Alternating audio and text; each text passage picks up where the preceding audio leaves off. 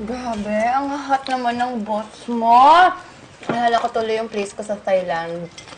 Sa beach kasi yun, kaya ang daming afam. Pero tignan mo to, ate. Ito, yun yung pinaka-cute, oh. Sage. Ayan! Yung Pinoy, yan yung type ko. Ito yung gusto ni Deli, oh. That British guy, si Ethan. Crush niya. Off limits na yan, may girlfriend eh. Ay, bakit kung may girlfriend, di pa naman asawa, pwede pa yan? Hindi na, tikahay. Ay, siya nga pala, di ba sa spa ka na nagtatrabaho? Baka naman naghahanap sila ng therapist. Pwede ako. Sigurado ka? Maghahanap ka pa ng ibang boss? Ayan o, iiwan mo yung mga yan. Eh, kaya lang naman ako nagtatrabaho sa kanila dahil sa utang ko. Yeah. Girls. Yeah. Hi, Kakay. Hi. Kakay. Gusto mong mag-coffee tayo sa labas? Hindi, okay na. Okay na kami dito. Chips, juice. Okay na. Ha? Gusto mo dito? Pagtimpla na lang kita. Hindi, okay na kami. Okay na. Eh, ako gusto ko na. Sige, mamaya ka na. Ano?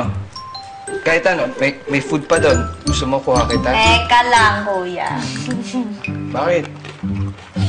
Nililigawan mo ba si Ate Kakay? Ano siya, oh? Pwede ba? Ayoko sa'yo. Ay, nako. Kung magpapaligaw man ako, syempre, dun ako sa matangkad, mga gwapo, at may trabaho. Tulad nila.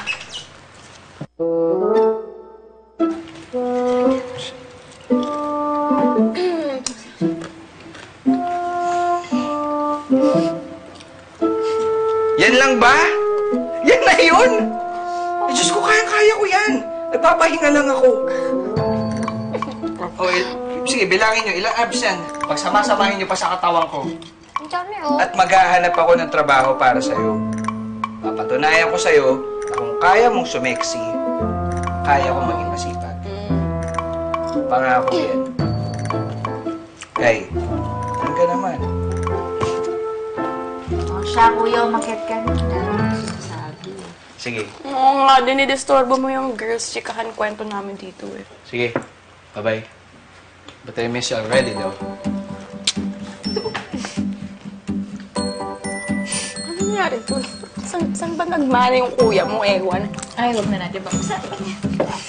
Ayaw yung mama. Tingnan natin sila.